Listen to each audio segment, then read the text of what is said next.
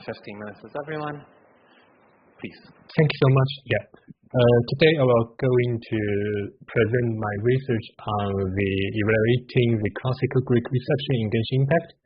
I try to do it through the transcultural study lens, and it's also going to be one of my ongoing research. And the research is actually focusing on the kind of the historical reception in digital games, especially for the classical and medieval receptions. I will follow some of the research work like Rachel Hudson's or like Yoabuchi's cultural orderly framework. Overall, I hope to contribute to a research framework on historical receptions and kind of like bridge the gap between the historical reception studies and also current game studies, and also the influence of multiculturalism in East Asian games. And I'm trying to do it like part of incorporate the personal game research and also the game journals. I was inspired by a book written by Tracy Fullerton and Matthew Farber's publication, which is used to have the personal experience and knowledge to read games aesthetically and to utilize the personal written game journals. So you can also find some of my written journals in the presentation later on. I will do a brief introduction. Right, the Genshin is developed by the Chinese studio Hoyoverse several years ago, and we are going to play the traveler to looking for our lost siblings. And in our current case study, we are going to look at the plots and also the classical reception in Enkanomiya. Enkanomiya, Yuansha Palace Under the Abyss, is a fantasy underground civilization in Genshin Impact. And it's kind of the logical historical narration based on the Greek myth, Japanese folklore, and kind of the biblical narrative, I would say, which is founded by some of immigrants from the surface world, whose homeland right now we know is called Delphi. It was destroyed during the Deity Wars. It was destroyed by the gods in heaven, the Celestes. And some descendants in Enkanomiya, very likely they have the fortune to go back to the surface world, but they have to abandon nearly all of the written records on the ground. So right now we're going to look at some of the particular classical Greek receptions in the game in Enkanomiya region. And we can see from the book we know it's called Before the Sun and Moon. It's kind of like a canon in the Genshin Impact right now. It's some of the imagination of Plato's philosophy, like the parable of the sun.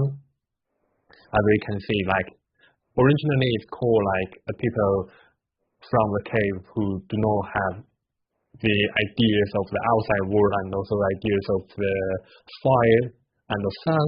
After he go out, he look at the sun, but he cannot sharing the information to others. Sorry. And the second one is a parable of the people who eat the lotus, and it's also a incorporation of the original Platonic myth and incorporate in the storylines of the Enkanomiya region. I read some of the game journals when I first played the game in that area, because I found that's quite an amazing experience to interact with the classical Greek mythology. So directly in a game, it's kind of like developed in the East Asian background, which is really rare. You can find these classical receptions. Previously, the adaptations of the classical elements, it was very easily found in the Western cultural English literature, like Somerset Maugham's The Lotus Eater, or the fantasy games developed by the Japanese game companies in the JRPG. So for me, as a classical researcher, it's also actually a wonderful experience to see the new classical reception products come from the producer from the same background as me. And the second case study elements will be Helios. Helios, we know that he is the god of the sun in Greek mythology before the worship of Apollo in ancient Greek. And in Enkanomiya region, Helios was referred to a massive luminous device capable for alternating between the light and darkness. And also, related to Helios, there's a numbers of the child rulers we call seasons, which is a group of child rulers named after the sons of Apollo in Greek mythology. And the third example will be the deity in Enkanomiya region. In the game is called Orobasho, or some else, which is a serpent deity seeking for refugee in Enkanomiya. And the name comes from several different origins. The first one will be Ouroboros. Ouroboros is a serpent eating its tail and representing the eternity in Greek culture. And also we can find out this kind of the figure in several other different cultures across the Mediterranean region. The second one will be Ouroboros. It's a demon from the part of the 17th century European mystic publication, The Lesser Key of Solomon, which is also a deity. You can also find out in many other games, especially for JRPG like the Persona series or for the Fate Grand Order series. And the last one or the least one, is Yamata no Orochi. And literally it means a forked serpent. It's also a shape of a serpent and which is directly contribute to the shape of Orobashi. It's a colossal serpent from the Japanese folklore who is a great rivalry of the ancient Japanese people, and later on he was being killed by the ancestor of the current Japanese imperial families.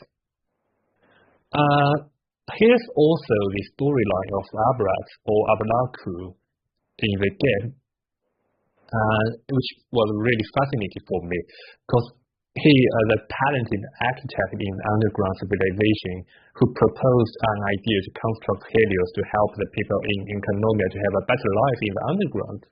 But his talents brought physically light to the country, but not be able to bring the spiritual light to the corrupt aristocrats. So if after all plots in Enkanomiya have finished, it's very fascinating and moving. You can still find him on the top of a marvelous energy machine, Helios, and you can talk to him. It's really sorrowful lament for the tragedy of both himself and the Seasons, because in the game, Seasons are being used to be as the puppet rulers for the aristocrats before they came of the Ouroboros. And when every season goes to 10 years, I think they were going to have to force to go into a ritual to in worship of Helios. And later on, it was for them it was a sentence to death because they were going to be destroyed, and the aristocrats are going to choose a new ruler, a new season. Yeah. The last case study for me in the presentation, I was going to nominate some of the Greek influence achievements inspired within the game.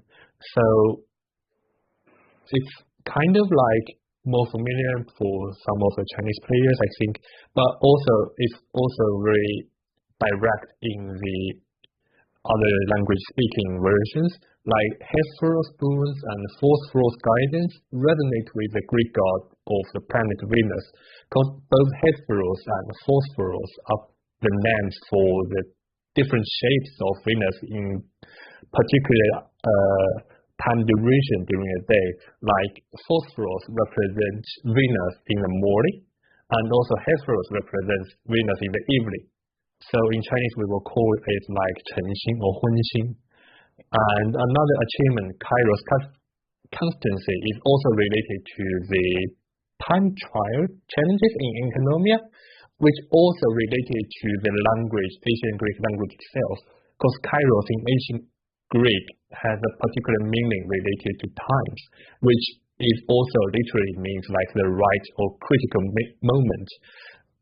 It's also quite interesting if you have any opportunity to learn ancient Greek in China, because one particular textbook is also the same calling like from the Kairos. It's called Kairos in Chinese translation, and it's also a textbook for students to learn the ancient Greek. So right now we're going to kind of like a brief discussion, and I will go into the conclusion part. So from the close case study on the Enkanomiya region, scholars can find out some of the popular multicultural or cultural orderly portrayal pattern in East Asian animation games. If you're familiar with the Fate series, the Persona series, or some other games based on the multiculturals, you can find out most of the characters, they are looking in similar to the shape of the Western characters, like they have the long hair, the blue eyes, and the golden hairs or something else. Some of the Japanese scholars previously think it's kind of like a strategy for the Japanese games or animations to have a better promotion in the global market. And recently, some other scholars also thinking of it might be a representation of the self-orientalism and some others. I will not explain it too much, but I hope to do it in my further PhD studies from that part. And here we can also find some of the other plots from the particular theory, such as the depiction of classical Greek receptions in Genshin Impact, which is heavily influenced by the Japanese role-playing games multicultural traditions, and it has been heavily received the popularity in mainland China since the last century 1990s. It also can be found out comparing to kind of like the previous passive Japanese culture industry strategy, the depiction of diverse cultures or multiculturalism within current East Asian games or the Chinese digital games. It's kind of like originated from a more proactive multicultural approach nourished by the Chinese government's official cultural policies. It's also interesting if you're going to play with some of the other Hoyoverse games, like the Honkai Star Rail. There's also a particular region and most of the elements heavily influenced by the ancient Greek culture, like the city-state civilization ruled by 12 titans, the Ampharos. The name of Ampharos, also interesting, comes from a particular type of the ancient Greek vase amphora, and the game developers actually shared lots of information about the design of Ampharos and the influence of the ancient Greek culture within the game in a recent interview last year in January. And I recommend if you're interested in the classical Greek receptions within the Hoyoverse game, you can also have a look on that.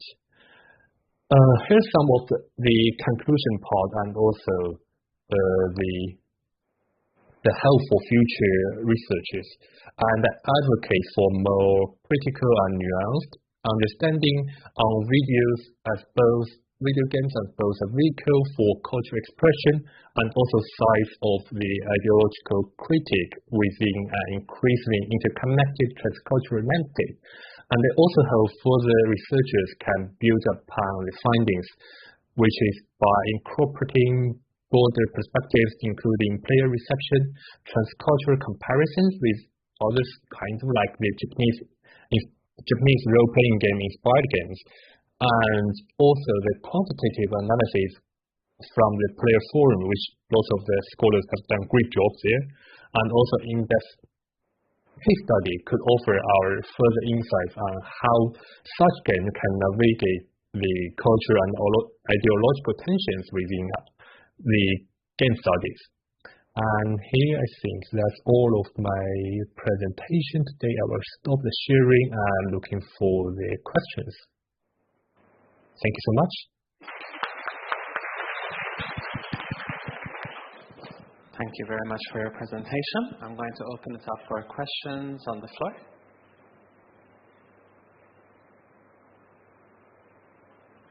Is it a hand?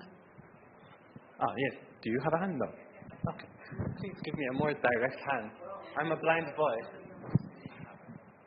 Hello, yes. I have a question. I think this also relates to the presentation that we had earlier this morning in relation to the representation of Greek culture. I feel like for the vast majority of players, they will not get these references. So the question is kind of what's the point? Like how many players will actually get it? Why is so much effort being spent on things like this? Yeah, I think it's also kind of like a reference from the one of the previous presenter this morning. I think is Paul Thomas.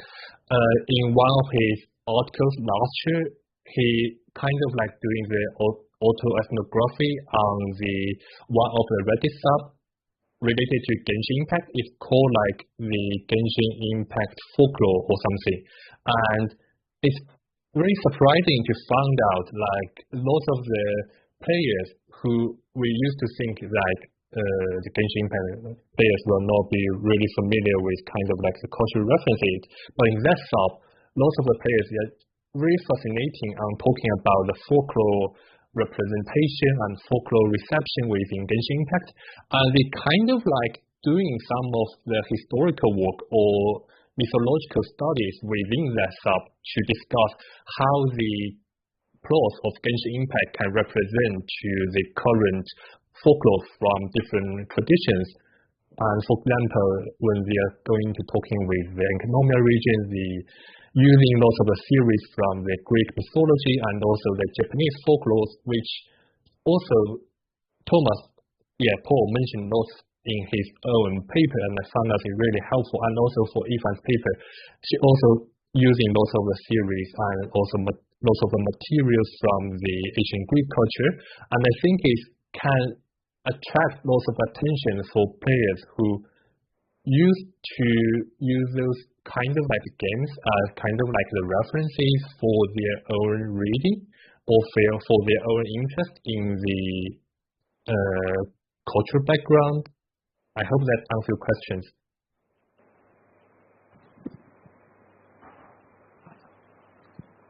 I have a quick question myself. I'm going to be a bit unfair to Mihoyo right now. Earlier on, we had a presentation about dragons. I'm not sure if you were here listening. And we had an example of a dragon with a Persian name that was designed to look like a pre-Han dragon, but then was inspired by Western mythology. So my question, very simply put, is how do we know that Mihoyo is inspired by Japanese Hellenism, and it's not just Mihoyo being bad at representing any other culture faithfully? Yeah, that's a really, really great question, and my last question. Because I'm also working for another game company and for the game narration work, and also, it's quite important, a question or problem for Mihoyo Horrorverse, like the cultural appropriation, especially for the design in some of the enemies. I think in one of the very controversy video in their own group interview, and some of developers, they are using the native African American dances to design some of the enemies in the game, which is a huge problem. Yeah, I think especially for the Western or for the foreign forums comparing to the Chinese players, it's really a huge controversy. And for me, I will also including that part in my own PhD studies. Like, I have to say it's kind of like lots of the cultural appropriation within the game, and I have to point out it's really a huge problem. Yeah, that's true.